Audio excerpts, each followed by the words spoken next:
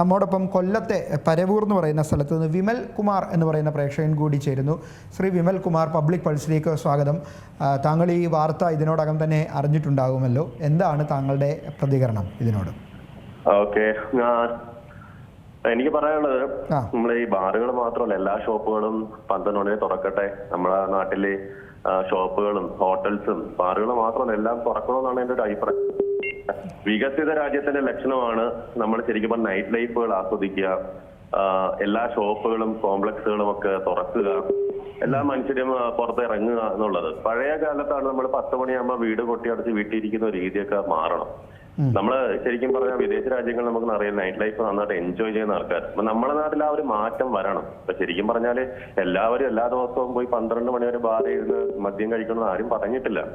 ഇപ്പൊ ശരിക്കും റെഗുലർ ആയിട്ട് തന്നെ ബാറിൽ പോകുന്ന ആൾക്കാർ വളരെ കുറവാണ്. കാരണം ഇപ്പൊ നമുക്കറിയാം പൈസ 4 ഇരട്ടി കൂടുതലാണ്. അപ്പോ ഇടയ്ക്കൊക്കെ ഒരു എന്റർടൈൻമെന്റ് വേണ്ടിയിട്ടോ സമയം ചെലവഴിക്കാനൊക്കെ ഒരു റിലാക്സേഷനൊക്കെ വേണ്ടിയിട്ടായിരിക്കും ആൾക്കാർ ഇത്തരത്തിലുള്ള ബാറുകളിലേക്ക് എത്തുന്നത്. അതുപോലെ 12 മണിയുടെ നീട്ടി എന്ന് ചോദിച്ചിട്ട് അത് എന്താണെന്ന് വലിയ സംഭവമായിട്ട് പറയേണ്ട ആവശ്യമില്ല. കാരണം നമ്മുടെ നാട്ടിൽ ഒരുപാട് ഷോപ്പിംഗ് കോംപ്ലക്സുകൾ, തിയേറ്ററുകൾ, ഷോപ്പിംഗ് മാളുകൾ, ഹോട്ടൽസ് ഒക്കെ തുറക്കുന്നുണ്ട്.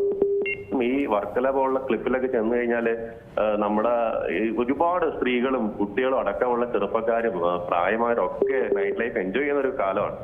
അപ്പൊ ഈ ബാറ് മാത്രം ഒരു 12 മണി തുറന്നു വെച്ചിട്ട് ഒരിക്കലും അതിന് വലിയൊരു സംഭവമാണെന്ന്, ഒരു മോശമായ അവസ്ഥയാണെന്നും എനിക്കൊരിക്കലും അഭിപ്രായപ്പെടാൻ പറ്റില്ല. കാരണം ബാറുകൾ മാത്രമല്ല, എല്ലാ സ്ഥാപനങ്ങളും നൈറ്റ് ലൈഫിൽ തുറന്ന് പ്രവർത്തിക്കുകയും എല്ലാ മനുഷ്യർക്ക് വെളിയിറങ്ങി അത് എന്റർടൈൻ ചെയ്യാൻ കഴിയുന്ന ഒരു കാലമാണ് നമ്മളൊക്കെ ആഗ്രഹിക്കുന്നത്.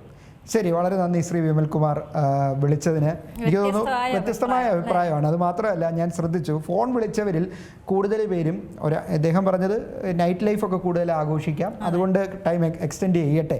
അത് ബാറ് മാത്രമല്ല, എല്ലാ കടകളും 12 മണി വരെ തുറക്കാനുള്ള അനുമതി നിങ്ങൾ കൊടുക്കുമെന്നാണ് ആദ്യം വിളിച്ച രാജ്യങ്ങളെ പോലെ.